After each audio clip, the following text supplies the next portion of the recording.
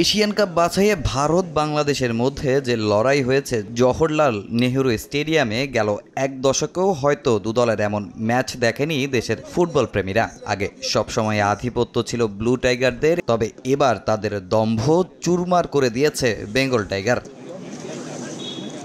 জিততে না পারলেও ম্যাচে প্রভাব ছিল বাংলাদেশের। হামজা ম্যাজিকে র্যাঙ্কিংয়ে ১৯ ধাপ এগিয়ে থাকা দলটা পাত্তাই পায়নি লাল সবুজের সামনে। তবে এমন পারফরমেন্সের পর আক্ষেপ যেন আরো বেড়েছে সবার। Of the field on the field আমার কাছে মনে হচ্ছে ইন্ডিয়ারা এর আগে এরকম প্রেশারে কখনো ছিল না, এবং সেই প্রেশারটা অন দ্য ফিল্ডেও ছিল। তাদের গোলকিপার যে একের পর এক ভুল করতেছিল, আপনি এটা কিন্তু প্রেশার থেকে আসছে। সুতরাং আমি বলবো যে আমাদের ম্যাচটা জিততে পারলে আমরা খুবই ভালো হতো। আমাদের ফুটবল অফ দ্য ফিল্ডে যে হাইপ তৈরি হয়েছিল হামজা আসার পরে, সেটা অন দ্য ফিল্ডে যদি আপনি ম্যাচটা জিততে পারতেন, এইটা কিন্তু অনেক দূর ছড়িয়ে যেত।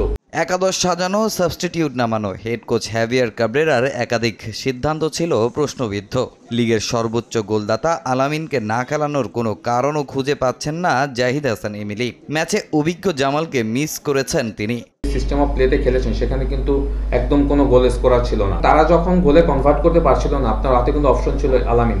জামাল ইজ ভেরি এক্সপিরিয়েন্স, ৮০টা ইন্টারন্যাশনাল ম্যাচ, সব থেকে বেশি ইন্টারন্যাশনাল ম্যাচ খেলা প্লেয়ার, তার অবশ্যই একটা অভিজ্ঞতা রয়েছে। ভারত ম্যাচের আগে অনেকেরই প্রশ্ন ছিল হামজা কি এত অল্প সময় এ দলটার সঙ্গে মানিয়ে নিতে পারবেন। তবে হামজা ঠিকই পেরেছেন। তার পারফরমেন্সের পর সতীর্থদের দুর্বলতা আর দলের ঘাটতির জায়গাগুলো যেন আরো স্পষ্ট হয়েছে। হোম ম্যাচের আগে সেসব সমস্যা সমাধানে পরামর্শ দিয়েছেন সাবেকরা। অফ দ্য ফিল্ড কাউন্সিলিং করাতে হবে। কাউন্সিলিং দ্যাট মিনস তারা ক্লাব ফুটবলে রেগুলার আছে, তাদেরকে বাংলাদেশ ফুটবল ফেডারেশনে ক্লাস করাতে হবে, বা অন দ্য ফিল্ডেও যদি আপনি ফিনিশিং ট্রেনিংগুলি যদি করান যখন অফ সিজন থাকে, কারণ জুন আসা পর্যন্ত আপনি কিন্তু অনেক সময় পাচ্ছেন। ওই সময়টা এদেরকে নিয়ে স্পেসিফিকভাবে কাজ করতে হবে। প্রয়োজনে আপনি একজন স্ট্রাইকার কোচ নিয়োগ দেন, কোনো সমস্যা নেই। আমার মনে হয় এটা ইমপ্রুভ হবে, কিছুটা তো ইমপ্রুভ হবে।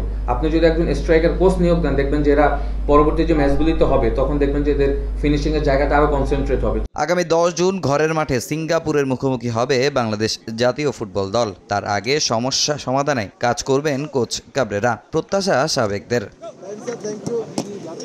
তামিম হোসেন, সময় সংবাদ, ঢাকা।